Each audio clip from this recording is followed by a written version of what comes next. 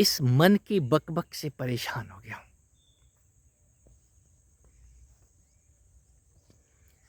मन की बकवास से तंग आ चुका हूं और जो कुछ भी सुन लेता हूं उस सब का सब इस दिमाग में घुस जाता है। इतना कोलाहल है, करूं तो करूं क्या।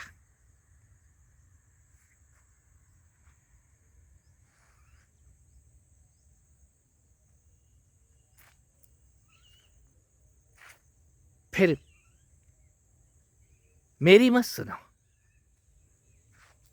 मैं तो अपनी सुनाता हूं और इसलिए सुनाता हूं क्योंकि आपके सवाल मेरे हैं, कभी मेरे थे और हैं आज भी।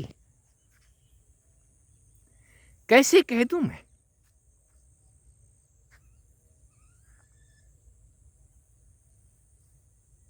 50, 51, यहां तक कि करीब 52 सालों तक मैं उस गुरु के खूंटे से बंधा रहा हूं। जैसा कहते थे वैसा करता था। अब ये कर दे, चलो कर दिया। अब ये दे दे, वो भी दे दिया।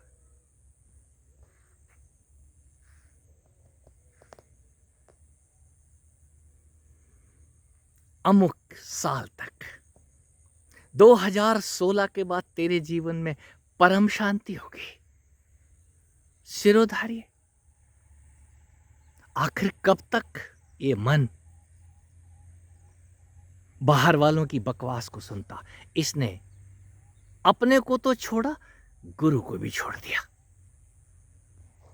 अब जाए तो जाए कहां।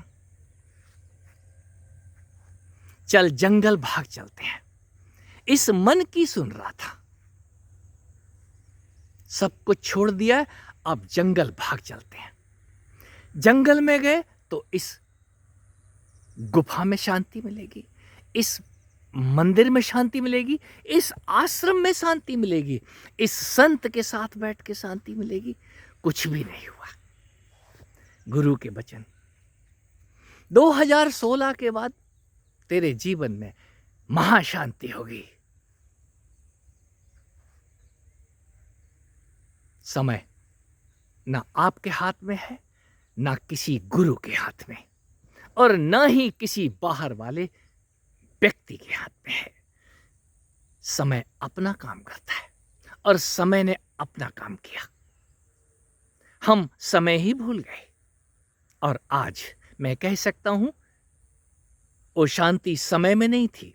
शांति तो कहीं मैं लेके ही घूम रहा था, हमें पता ही नहीं था। इस मन की ना सुन करके मन ने तो उलझा के रख दिया। कभी कहता ध्यान करो, कभी बोलता व्रत करो, और कभी सो जाओ, कुछ मत खाओ। खाने लगता तो अंट संट। आप भी वही करते हैं, मैंने भी वही सब किया है और परिणाम भोग के आ रहा हूं। सारे रोग आए। आज मन की नहीं सुनता। मन के अंदर कोई जाग है, कोई जगाता है। जो मन को बनाता है वो इस तन को भी बनाता है। पहले तो तन बना है ना, हमने तन की कहां सुनी। जो इस तन को 9 महीने तक उस गुफा में रखने के बाद सारे ताले तोड़ के बाहर निकाल सकता है, क्या वो आपको उस स्थिति से बाहर नहीं निकाल सकता। अपने,